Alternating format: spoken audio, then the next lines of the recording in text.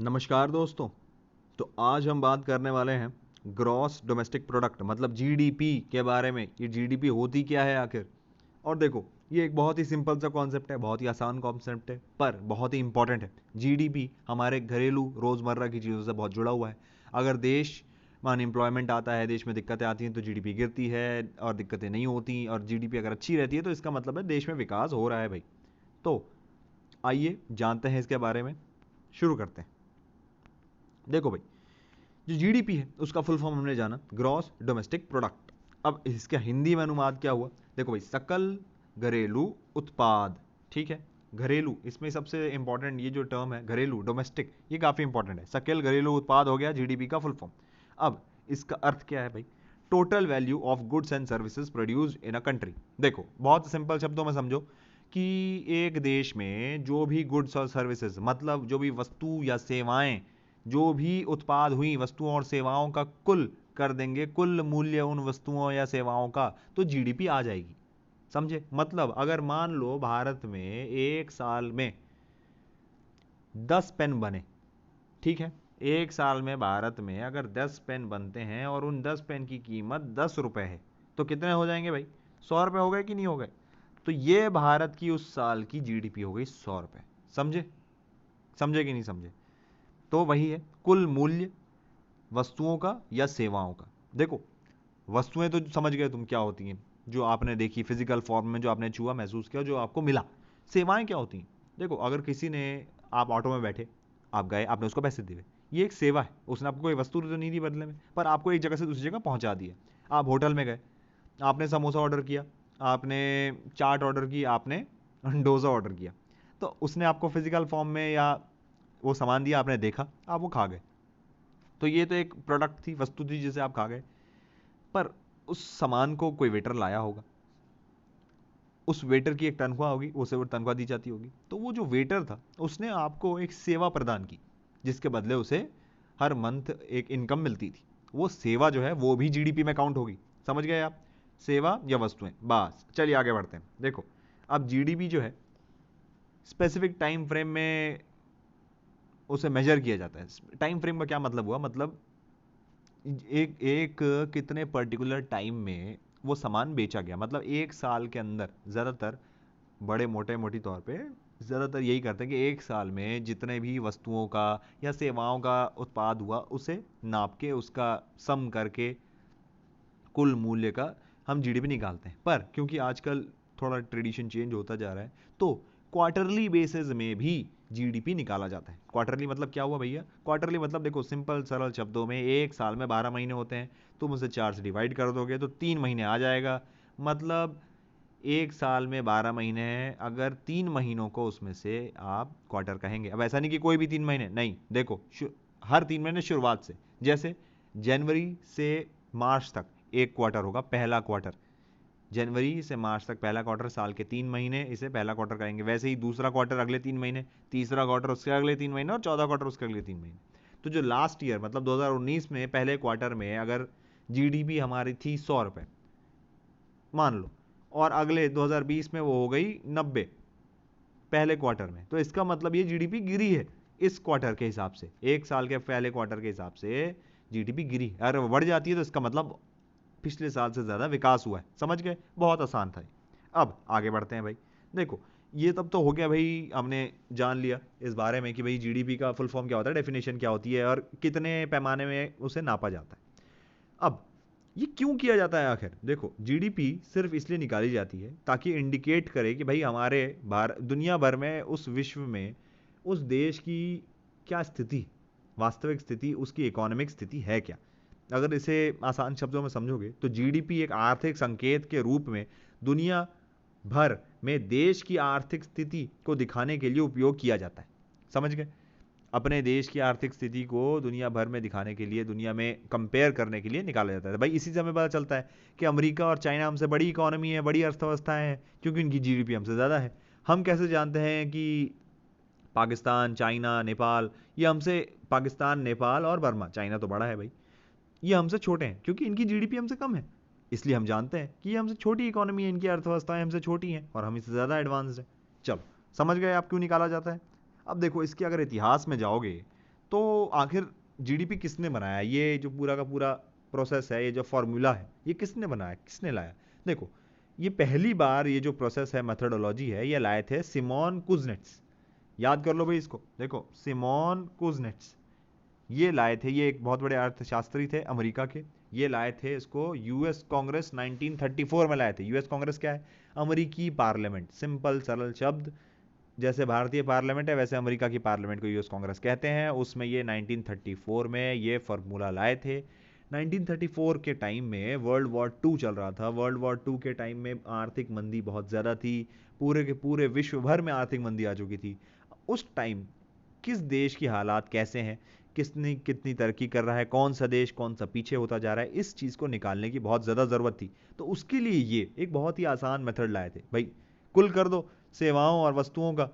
समझ गए आप? तो ये उन्होंने फॉर्मूला बनाया। अब देखो, ये तो उन्होंने अमेरिका के लिए बनाया।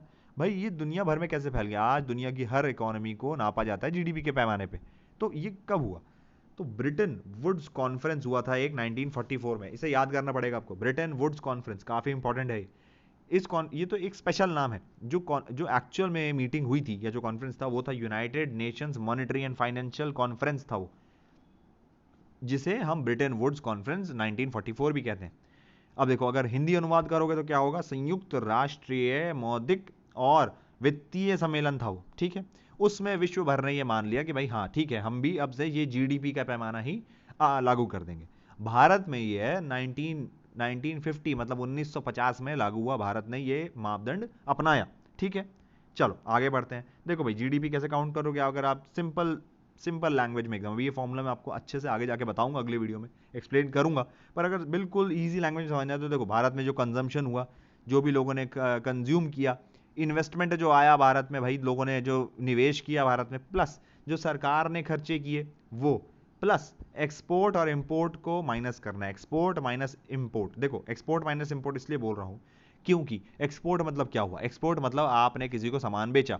आपने किसी को 100 रुपए का सामान बेचा और आपने किसी से 50 रुपए का सामान लिया, मतलब 50 रुपए का सामान इंपोर्ट किया। तो अल्टीमेटली आपको फायदा कितना हुआ? आप माइनस करोगे तभी तो आपको पता चलेगा कि आपको उस पर कितना मुनाफा हुआ। मतलब 100 रुपए का सामान लिया, 100 रुपए का सामान बेचा और 50 रुपए का ले लिया, तो 50 रुपए का मुनाफा। वैसे ही अगर हमने कम का बेचा और ले लिया ज्यादा का, तो वही नुकसान। उससे भी ऐड कर दोगे तो जीडीपी निकल आएगी। अब देखो, जीडीपी जो है ये 4 बिंदुओं का खेल है। 4 बिंदुओं को समझ लोगे तो आपको सब समझ में आ जाएगा। जिसमें से हमारा पहला बिंदु क्या है? सीमा के अंदर। सीमा के अंदर का क्या मतलब है? देखो, अब मैं आपको दिखाने जा रहा हूं, ये भारत का नक्शा है। सीमा के अंदर का क्या मतलब है? सीमा के अंदर का मतलब है भारत के बाउंड्री के अंदर, भारत की सीमा के अंदर कोई भी वस्तु या सेवा जो प्रदान की जाएगी, जो कि भारत के सीमा के अंदर प्रदान की जाएगी या भारत की सीमा के अंदर आती है, उसे ही जीडीपी में आप काउंट कर सकते हैं। जो भारत की सीमाओं से बाहर है उसे आप काउंट नहीं कर सकते। जो भी भारत की सीमाओं में होगा, निवेश, उत्पादन, किसी भी सेवा का, कोई होटल, कोई कुछ भी जो भारत की सीमा के अंदर आता है, फिजिकल बाउंड्री के अंदर आता है और पॉलिटिकल बाउंड्री के अंदर भी आता है, उसे जीडीपी में काउंट करेंगे, ठीक है। कोई चाइना में आता है तो उसको नहीं करेंगे, कोई अलग जगह आता है तो उसको नहीं करेंगे। चलो, ये हो गया हमारा पहला बिंदु। दूसरा बिंदु, 1 साल। मैंने आपको समझा दिया, 1 साल के अंदर होना चाहिए वो पूरा का, फिजिकल फाइनेंशियल ईयर में होना चाहिए जो भी उत्पादन हुआ है सेवाओं का या वस्तुओं का। अब लास्ट प्राइस मतलब क्या होता है? देखो, लास्ट प्राइस मतलब समझाता हूं मैं आपको। मतलब अंतिम मूल्य। देखो, आपने लिया मोबाइल, ये आपने मोबाइल खरीदा आज जाके, ठीक है। आपने इसके पैसे दिए लगभग 10,000 रुपये, ठीक है, दे दिए। अब आपने तो गए दुकान, आपने 10,000 रुपये दे दिया, आपने मोबाइल ले लिया। पर क्या इस मोबाइल का निर्माण इसी तरीके से हुआ है? नहीं। देखो, ये जो मोबाइल बना, ये कैसे बना? इसका एक प्रोसेसर होगा, इसकी एक स्क्रीन आई होगी, ठीक है, इसकी एक बैटरी होगी, आखिर उसके बाद इसका एक चार्जर भी कहीं बनाया होगा, ठीक है। तो ये अलग अलग चीज़ें मिली, कई अलग अलग कंपनियों ने बनाया, उसे दिया, उसे एक कंपनी ने जोड़ा, असेंबल किया, फिर आप तक पहुंच, फिर दुकानदार को दे दिया और दुकानदार ने आपको बेच दिया। वो 10,000 रुपये का आपको पड़ा। पर आप क्या इन चीज़ों का अलग अलग मूल्य पे करते हैं? नहीं, बिल्कुल भी नहीं। तो आपने उस सामान का जो बना, जो उत्पादन हुआ, उसका अंतिम मूल्य दिया, फाइनल प्राइस दिया आपने, जो लास्ट प्राइस था। इसी लास्ट प्राइस को हम लेते हैं जीडीपी में। समझ गए आप? इसी लास्ट प्राइस को जीडीपी में नापा जाता है। चलो अब देखते हैं आगे। अब देखो, ये जो 3 पॉइंट आपको दिखाई दे रहे हैं, ये एक्सेप्शनल केसेस है। एक्सेप्शनल मतलब क्या? फिशिंग, एयरलाइन और एम्बेसी। याद कर लो इसको, फिशिंग, एयरलाइन और एम्बेसी। अब हम चलते हैं भारत के नक्शे की ओर। चलो भाई, देखो ये आ गया भारत का नक्शा हमारा। अब हमने पहली बात किस चीज़ की थी, फिशिंग की। तो देखो हमने बात की कि जीडीपी में जो भी उत्पादन होता है वस्तुओं का या सेवाओं का, वो भारत के नक्शे के या भारत की फिजिकल बाउंड्री के अंदर आना चाहिए। पर अगर फिशिंग की बात करो तो भाई फिशिंग कहाँ होगी, यहाँ तो हो नहीं सकती ज़मीन पे, ठीक है। होती होगी कई जगह भाई, रिवर्स में होती है, पर अगर जो मेजॉरिटी फिशिंग होती है वो भारत के नक्शे में तो होती नहीं, वो होती है बाहर ओशंस में, यहाँ यहाँ यहाँ। पर ये भारत के नक्शे में तो आता नहीं है, अब आप बोलोगे। पर देखो ये भारत के फिजिकल बाउंड्री में नहीं आता, पर ये भारत के पॉलिटिकल बाउंड्री में तो आता है। ये पूरा का पूरा जो क्षेत्रफल है ये इंटरनेशनल नियमों के तहत भारत का ही काउंट होता है, इस पर भारत का ही कब्जा है, भारत ही इस पे अधिकार है भारत का, भारत के ही नियम लागू होते हैं। तो भारत में यहाँ जो भी फिशिंग होगी वो भारत के जीडीपी में काउंट की जाएगी। अब दूसरा पॉइंट ये था हमारा एयरलाइंस का। देखो मान लो कोई एयरलाइंस ये यहाँ दिल्ली से चली, ठीक है, ये गई पहले चाइना फिर गई ईरान।